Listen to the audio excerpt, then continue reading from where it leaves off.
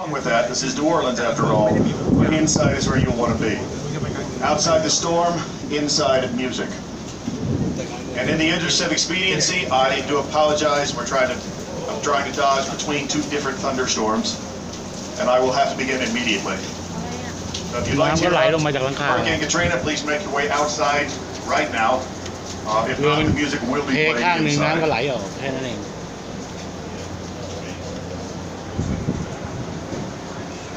All right, folks. Well, we are dodging rainstorms. In the warm months, in the hot months, when there is no cloud cover, the sun beats down on us and on the water. This heats up the surface temperature of the water. That is not a big deal on the Mississippi River. But in the Gulf of Mexico and the Atlantic Ocean, high surface temperatures cause powerful updrafts. These updrafts are low pressure zones. The higher pressure surrounding air starts spiraling inward to fill it. These are called tropical depressions. Until they intensify beyond a certain point, they become tropical storms, and they are given names. On Wednesday, August 24th, 2005, a tropical depression in the Atlantic Ocean intensified into a tropical storm and was given the name Katrina. Now, in a few minutes, we will be passing by what is called the Lower Ninth Ward, just past Jackson Barracks, which is the nice buildings on the starboard side of the boat. Between Jackson Barracks and essentially where the two Navy ships are, that is the area that was hit the hardest by the flooding and has recovered the slowest. It was a predominantly low-income African-American neighborhood, and that was the site of the worst breach in the levees, although certainly not the only breach in the city. The levees themselves, for those of you who are unaware, levees are little more than compacted piles of dirt with a thin concrete or stone shell to prevent erosion. If you got off the boat at the battlefield, you are walking on top of a levee. That's all they are. There is a large building with shredded blue tarps on the roof. You cannot see it at the moment at all. You will in a few minutes, and I will point it out then. It is essentially directly in front of the boat, right near where the two Navy ships are.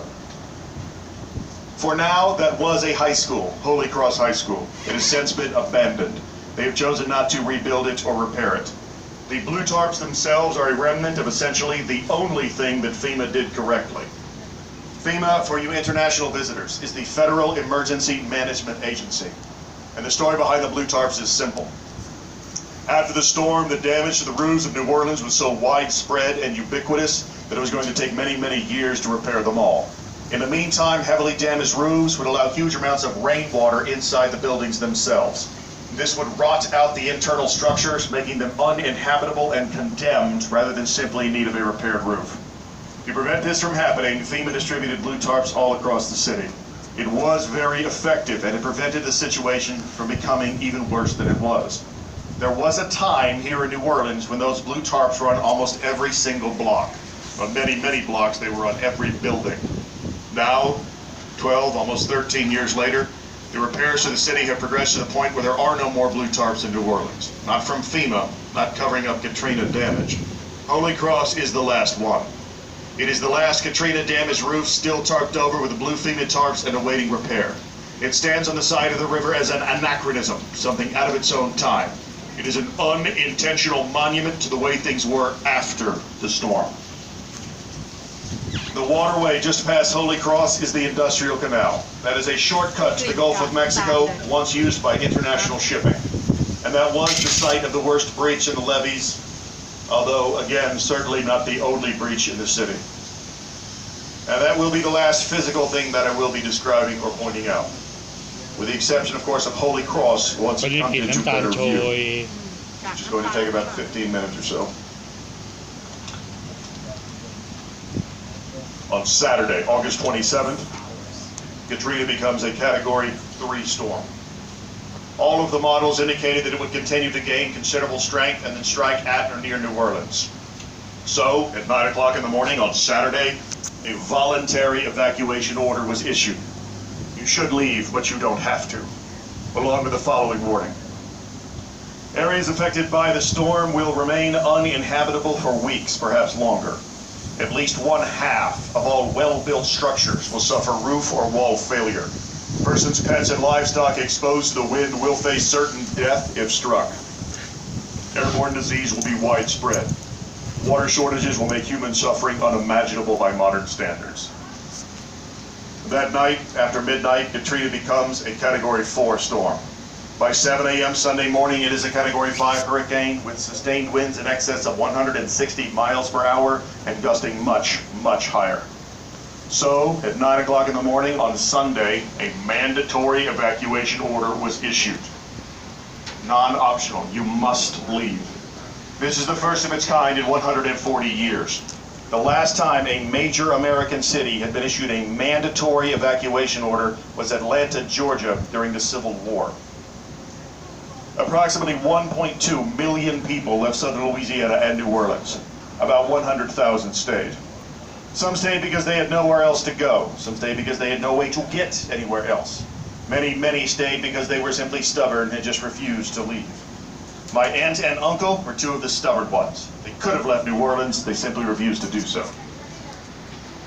Many of those that did not have a way to get out of the city were covered by the mandatory evacuation plan, which activated school buses and city buses to help take the people out.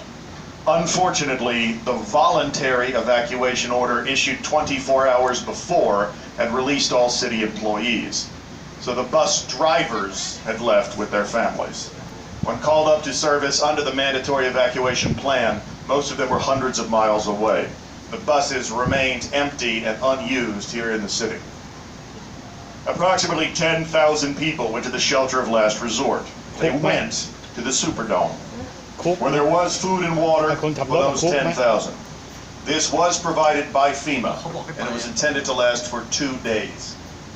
And 250 National Guard troops were activated. Out of the thousands available, the governor activated 250. They were placed under the command of a man that had just graduated from law school. He joined the National Guard as an attorney and was given an officer's rank commensurate with his new position, as is tradition.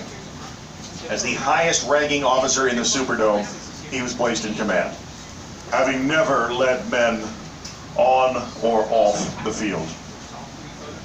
Sometime after midnight, the rain began to fall and the wind began to rise and rise and rise and rise. At 4 o'clock in the morning on Monday morning, the industrial canal, which is forward and starboard, broke open and the lower Ninth Ward began to flood. At 5 a.m., the other side of the industrial canal broke and the Navy Yard began to flood. At 6, the East New Orleans levee, which is miles behind us, was overtopped by a massive storm surge. East New Orleans begins to flood. Katrina makes landfall around 6:15 in the morning. This is approximately the same time that the power plant supplying electricity to the city flooded, shut down, and would not come back online for 6 weeks. Over the next few hours, as Katrina makes its way towards New Orleans, breaches, breaks, and overtops occur all across the city. There was no one single type of failure or location that the levees failed. Different things happen in different places.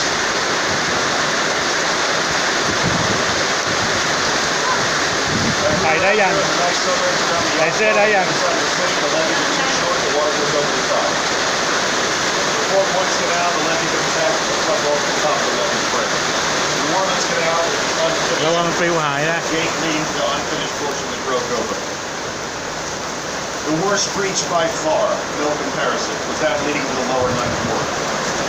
As the storm approached New Orleans, almost all of the traffic in the port of New Orleans went upriver. การข้างในที่เปียก All of the barges, the push boats, the container ships, the pleasure craft, boats like this one.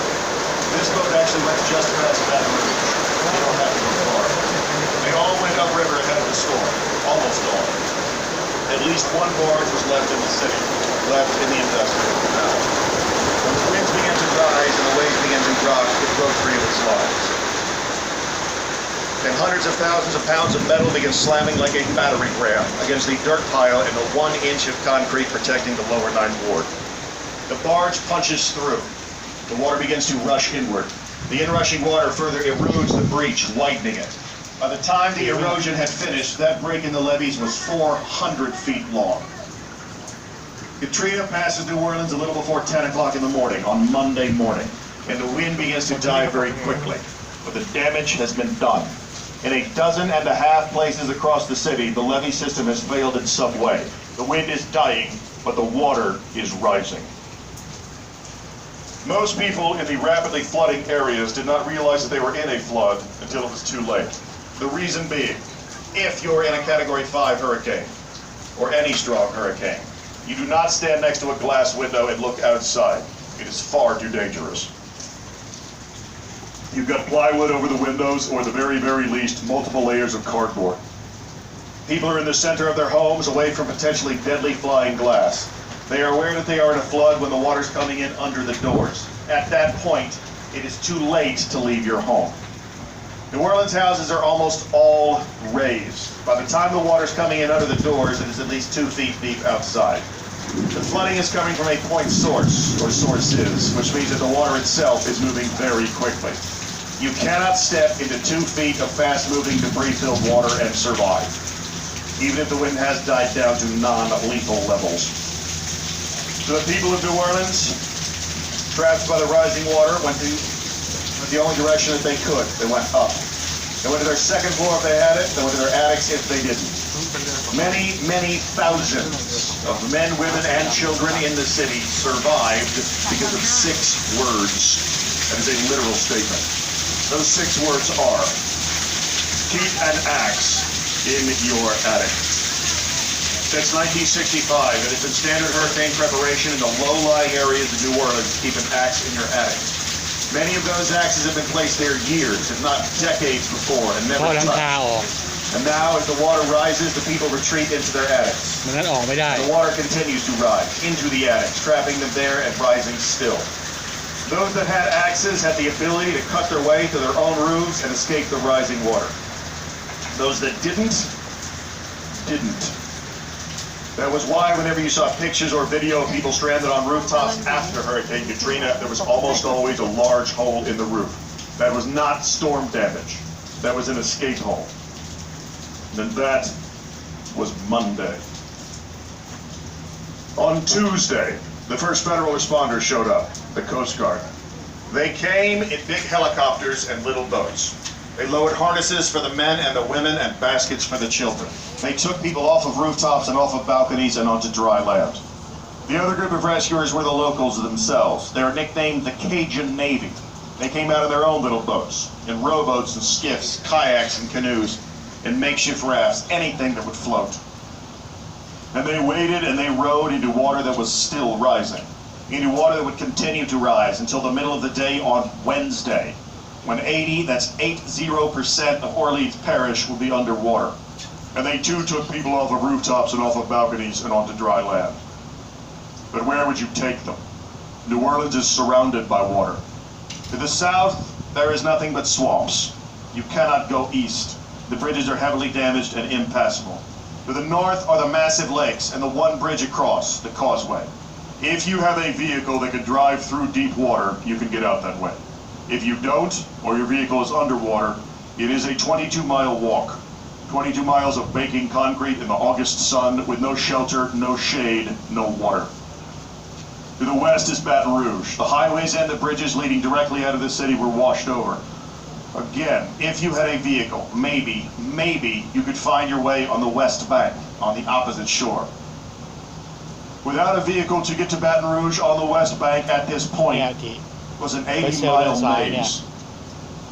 80 miles of small roads, overflowing rivers and swamps, downed trees and bridges that may or may not still be there. So the people of New Orleans went to the shelter of last resort. They went, or were taken to, the Superdome.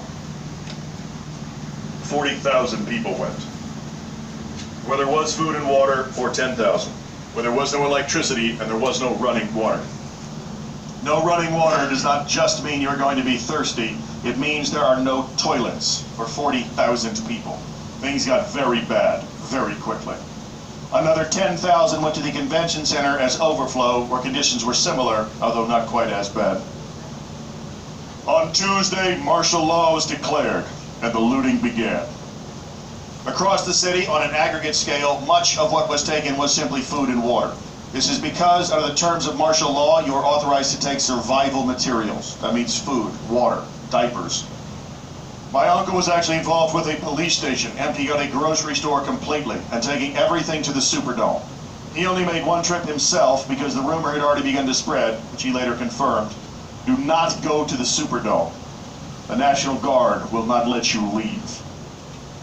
In response to the chaos and the violence that was now spreading through the city, the National Guard, far too outmanned to impose order in the streets, chose to lock down their own purview. They believed, incorrectly, that a large-scale evacuation was imminent, and operating under that belief, they surmised that it would be easiest to get the people out from a centralized location, so they locked it down. And chaos was spreading through the city. Make no mistake about it, not everything that was taken was food and water. The burglaries and the robberies began as soon as the wind died down. Clothing stores broken into, shoe stores, liquor stores, jewelry stores, pawn shops, electronic stores. There was a Walmart that was completely cleaned out. Burglaries of homes began in the areas that were still dry. Fires began, sometimes set deliberately. Oakwood Mall was looted down to the bones and the entire structure set on fire. And violence spread through the city as well, as gang members, criminals with guns, driven out of their neighborhoods by the rising water, began shooting at each other in the streets, shooting at homeowners trying to protect their houses, shooting at my uncle as he tried to protect his, and even shooting at the helicopters, as the Coast Guard still searched for survivors. The country watched in horror on Tuesday as New Orleans descended into chaotic madness. By the end of the day, it resembled nothing so much as a post-apocalyptic wasteland, with roving, violent, heavily armed gangs of looters, water still rising, fires raging unchecked and unfought across the city. By nightfall, the only lights in New Orleans that could be seen were those fires, flashes of gunfire, and spotlights in the dark as the Coast Guard still searched. And that was Tuesday. On Wednesday, across the country, hundreds of police officers, firefighters, doctors, nurses, veterans volunteered to come to New Orleans and help out in any way that they could. All they needed was a way to get into the city. And a federal emergency management agency answered the call. They gathered up volunteers from all across this country, and they brought them to Atlanta, Georgia, for a 2-day training conference, where they would cover such subjects as diversity hiring policies, sexual harassment, how to use the FEMA paperwork system, and of course, the glorious history of the Federal Emergency Management Agency. And there they would stay for the next 2 days. All right, folks, you can now very clearly off the starboard side of the boat see Holy Cross and the shredded remnants of the blue FEMA tarps on the edges of the somewhat dilapidated and decrepit old roof. Across the country on Wednesday, other help began heading towards the city, more official help. As National Guard units from as far away as California and New York began heading towards the city. From California, they came in planes. From Texas, from Tennessee, from Oklahoma, from Arkansas. The closer states, they came in trucks. The same thing happened to all of them. As they approached Louisiana, Governor Kathleen Blanco informed them that they were not needed, they were not necessary, and they did not have permission to enter the state of Louisiana. In a volcanic eruption of incompetence and negligence, she turned them away, and they went home. Some of them went home. The Colorado National Guard was already in flights over the state of Oklahoma, and they received new orders to go around Louisiana and down into the southern part of the state of Mississippi, where the eye of the storm had passed. They did so, they landed, and they began helping in any way that they could.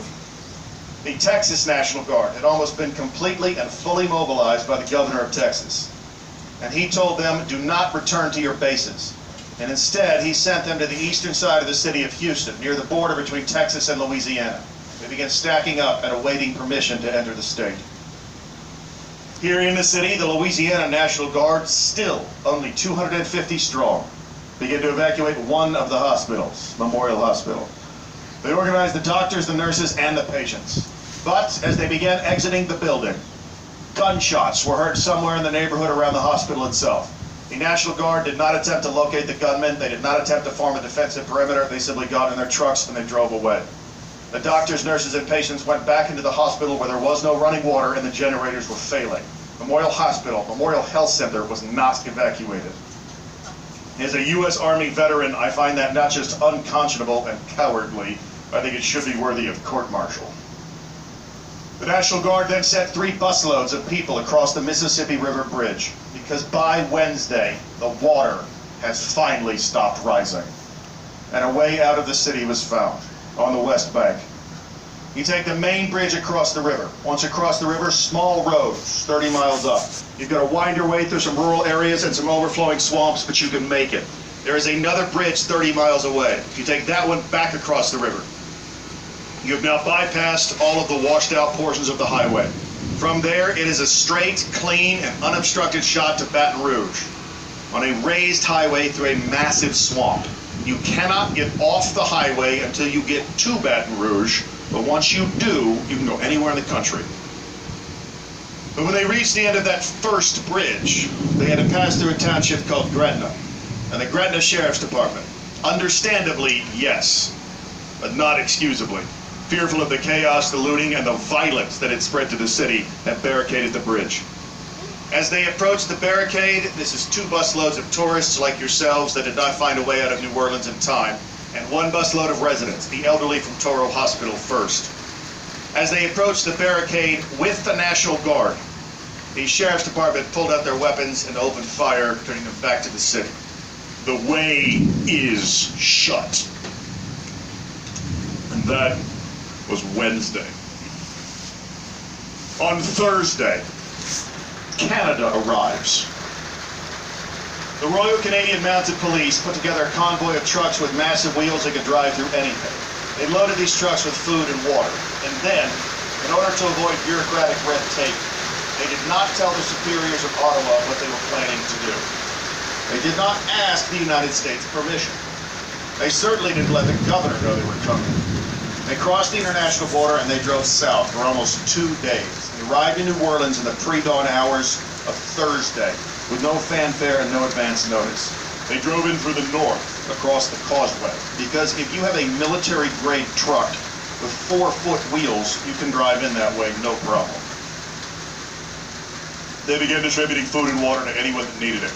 This was greatly appreciated and desperately needed, but in the end, it was drops in the bucket.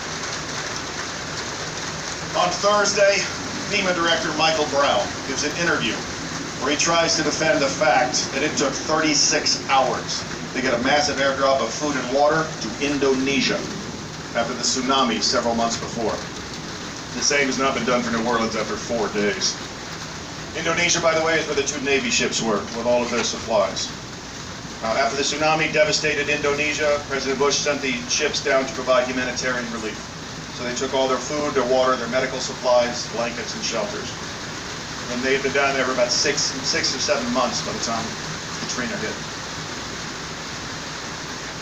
Michael Brown says they're doing what they can, but they're being overwhelmed. They are feeding thousands of people a day, but they're running out of resources. He says that he has only that morning learned of the 10,000 people in the convention center and will try to have food and water sent to them.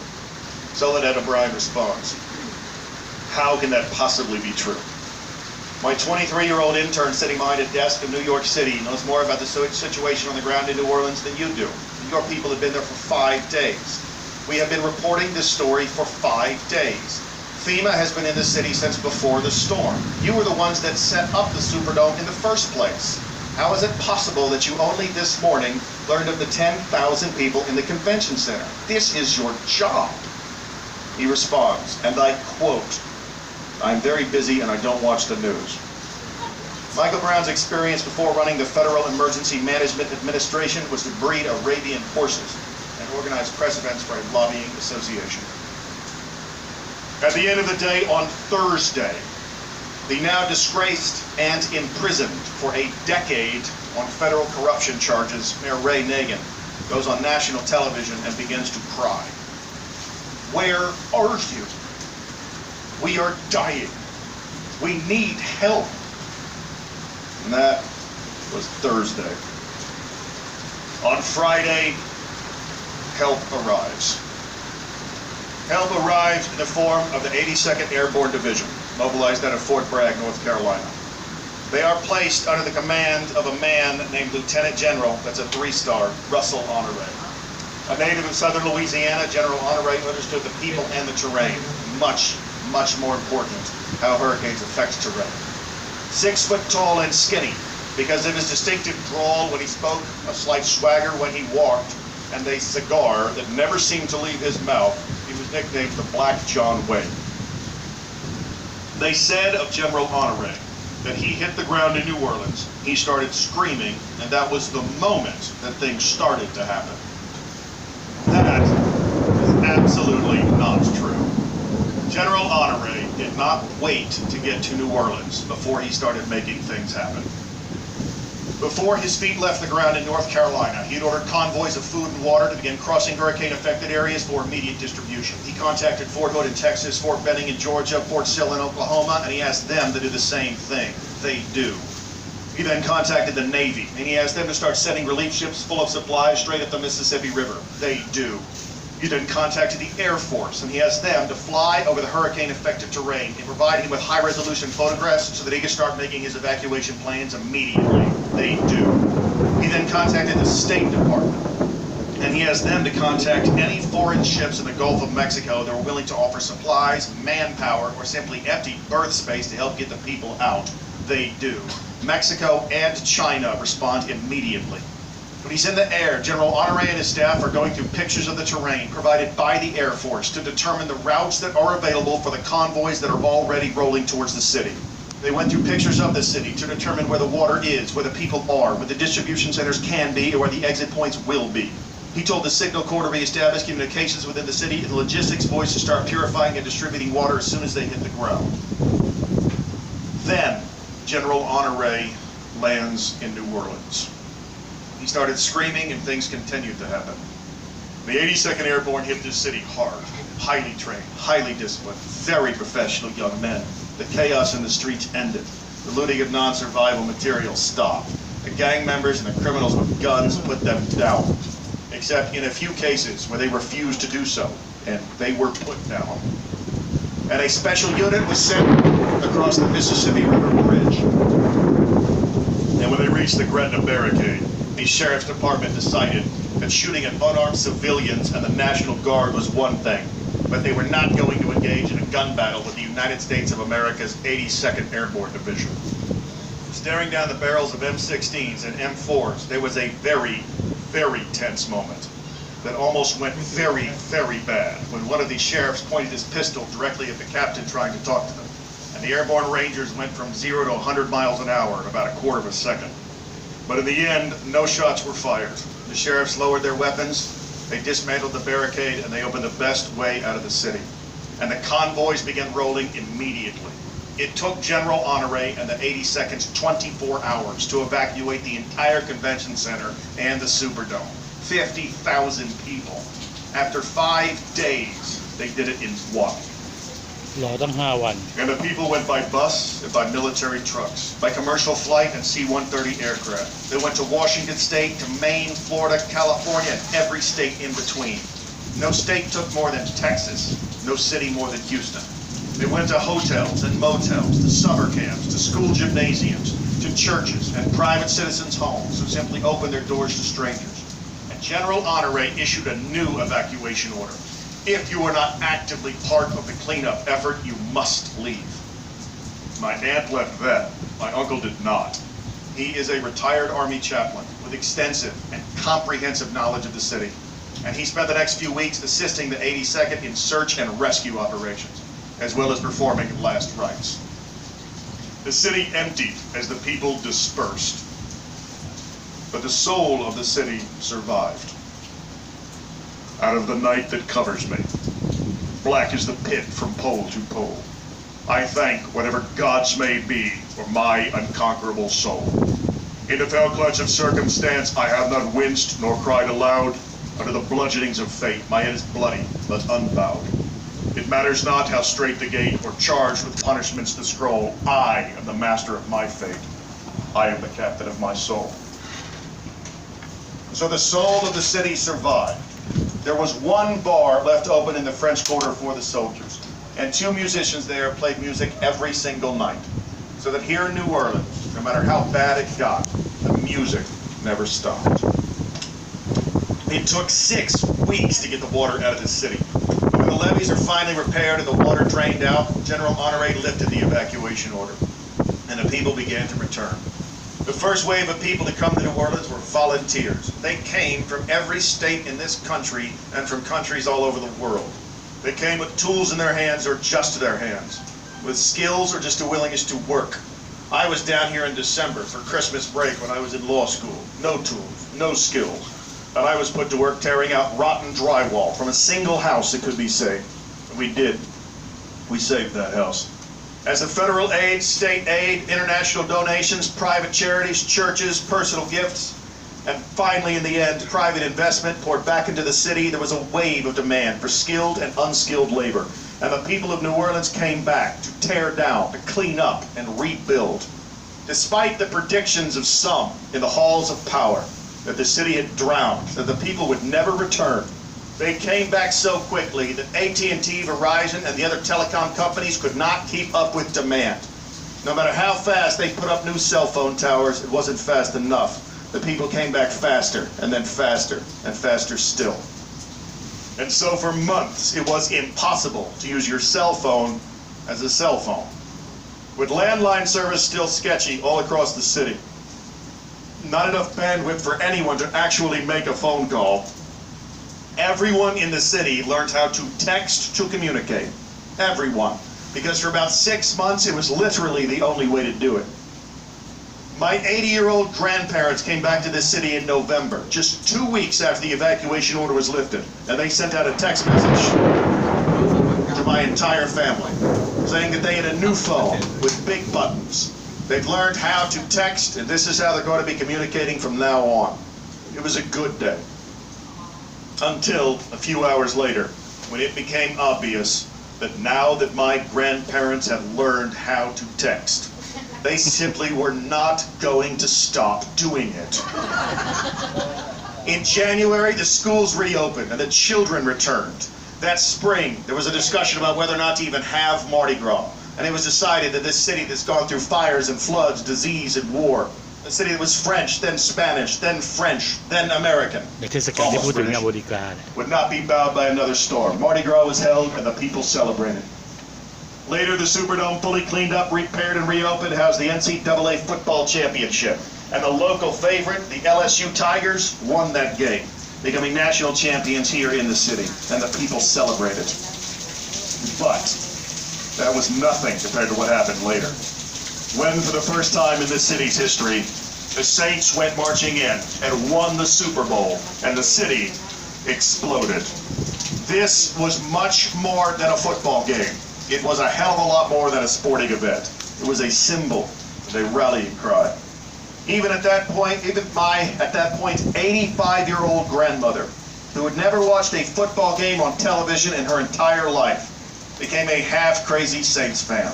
She may not have understood all of the rules, but she painted her face for her society Super Bowl party. And she has never missed a game since. Every week when the Saints play, my now 93-year-old grandmother puts on her Drew Brees jersey. He's the quarterback. She pours a very tall glass of bourbon, and she yells at the television. As win after improbable win, coming from behind, beating the odds, one game away from a perfect season, took a city on its knees and brought them to their feet. It was a statement that we will not go gently into the night. We are going to live on. We are going to survive. In true New Orleans fashion, before that game was even played, we had declared a citywide holiday. Not for the day of the game, but for the day after the game. Because win or lose, we were going to have a party. And party we did. In the short time it took to get our Saints back into this city, we had already planned the parades, shut down the roads, opened up the warehouses, taken out the floats, and organized the marching bands. And those marching bands in this city, with its long and rich tradition of live music, are held in much greater esteem than other high schools and other areas around the country. And so it should be remembered as they march through those streets that almost every one of them, literally almost every single boy and girl, was a Katrina evacuee that had fled this city and then returned to it to play music once more in dried out streets in victory and celebration. Out of the dark Mississippi mud, I rise. Out from a past that was purchased with blood, I rise. Bearing the gifts our ancestors gave, I rise. The city still lifts above the night, above the wind, above the wave. I rise, I rise, I rise. Thank you all very much for listening so well. Thank you, and thank you for braving the storm earlier. All right, folks, we are reaching the end of our trip to the Shawmut Battlefield. We do hope you have enjoyed it.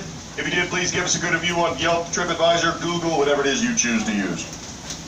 If you enjoyed my own narration of the stories I told, I would greatly appreciate if you'd mention me by name in that review, which, believe it or not, actually does matter. I enjoy my job very much, even when it is raining, and I would like to continue doing it. God forbid I have to go back to being a lawyer.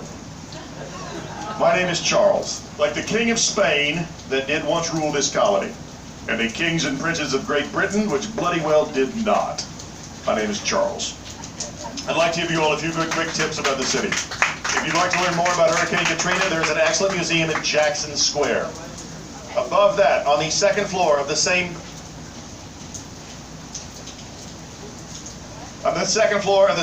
building is a Mardi Gras museum for big dresses and sparkly things. If you have someone in your group that enjoys fashion, sequins, and tiaras, they will enjoy the Mardi Gras museum. To the very young lady in the beautiful blue dress, this museum was made for you.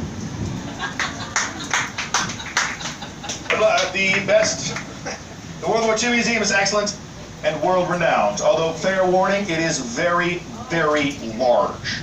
The World War II Museum is too large to see in a single afternoon. If you would like to go, and I do think it's worth a trip, what you should do is look at a list of the exhibits and then go directly to what it is you would like to see, rather than trying to rush through the entire thing in a few hours. It's a very good museum, it's just a very big museum. It is also not even finished yet. They keep coming up with new good ideas, they keep right on expanding. Right now, they're looking at 2020 before it's all said and done. The best food within walking distance is probably Drago's in the lobby of the Hilton. For something a little more recently priced and still good pure Cajun food, Mulat's, M-U-L-A-T-E-S, is located on Convention Center Boulevard on the other side of the Hilton and a few blocks down. My favorite sandwich shop, or one of my favorite po' boy places in the city, is a place called Killer Po' Boys, which is straight up Canal Street.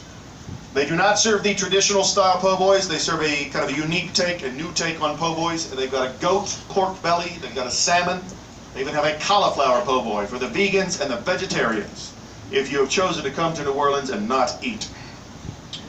The best jazz within the city is probably a venue called Preservation Hall, which is just off of Bourbon Street. They do not serve food or alcohol, so you can take your kids. But they also don't allow dancing, and you can't even get up to walk around, so that might defeat the purpose. By the way, they also do not have a bathroom, so plan ahead if you're going to go to Preservation Hall. That is just off of Bourbon Street. If Bourbon Street is not your thing, and seriously folks, Bourbon Street is not for everybody. When I say everybody, I mean anybody. You may want to give Frenchman Street a look. Frenchman Street is located just on the other side of the French Quarter. It is just a few blocks away from Bourbon Street. It does not matter where you go on Frenchman Street because it's all very good. The best advice I can give you is just walk down the street. Whatever sounds best to you right at that moment, go in there. There's one spot on Frenchman that is family friendly before about 7 or 8 o'clock at night. So you can take your kids, even younger kids. No problem. Well, maybe not the very young kids. It's called 3090, the number 30 / the number 90. They serve food so everybody can eat, you can drink. They've got a live jazz band with a dance floor, and if your young one wants to get out on the dance floor and go nuts, it's not going to bother anybody at all. And if they don't want to get out on the dance floor, then make them do it anyway. Because it's New Orleans. And dancing in a jazz club would be a great experience and a wonderful memory. All right, that about wraps it up for me. If you do have any other questions, comments, concerns, issues, insults, side remarks, corrections, tips, or passive-aggressive compliments, I will be at the bottom of the gangway.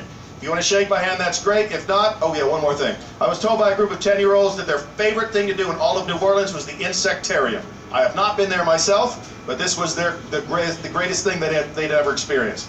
Because they don't just display insects, they serve them. So if you would like to try honey-roasted crickets, chocolate-covered ants, somebody's nodding here. Did you eat the crickets? And the mealworms. Mealworm cookies. How was that? did not eat them. Okay, fair enough. I have not been, but if you would like to try that, that's on Canal Street. Some people apparently really do enjoy them. All right, that does wrap it up for me. I'll be at the bottom of the gangway for any last minute where to go, what to do, what to see questions. I'll try to point you in the right direction. If not, enjoy the rest of your stay in New Orleans. Stay safe, stay hydrated, try to stay dry, and thank you again for listening. Thank you, Charlie. Ladies and gentlemen, this concludes our Chalmette Battlefield excursion. We would like to inform you of some of our other cruises and activities that our company provides. We have our nightly dinner jazz cruise. You board the vessel tonight at 6 p.m., leave the dock for 7, return for 9. It features a Creole buffet-style dinner, the live jazz band. We have other tours and activities as well. We have city bus tours, historic plantation tours, French Quarter, Garden District walking tours. We also have swamp and airboat tours available as well. Speaking of swamp tours, this is the only swamp tour operated on a national wildlife reserve. That's the Jean Lafitte National Park. So if you want to see some big alligators, head on down to the Jean Lafitte Swamp Tour. See one of our friendly boat captains will be more than happy to show those big gators to you. All of this information and much more is available at your hotel as well as our ticket booth on the dock and at creolequeen.com and bigeasy.com. We want to take this opportunity to thank you all for cruising with us. We hope you enjoyed your cruise aboard the Creole Queen, as well as your visit to the Chalmette Battlefield. We ask that you like us on Facebook at New Orleans Creole Queen and follow us on Twitter at Creole Queen Nola. Once the deck crew has safely secured our lines, our gangway is going out on our mid-deck. We ask that you please use the handrails. While going up or down the steps and while disembarking the vessel at the gangway, please keep in mind thresholds do come up about 6 inches at the doorway, so please watch your step. Again, we thank you for cruising with us. We wish you a safe trip home, wherever home may be. Don't forget to check out your boarding photos. Our photo tech Seamus has those photos of you. Those photos make a great souvenir of your cruise today aboard the Creole Queen.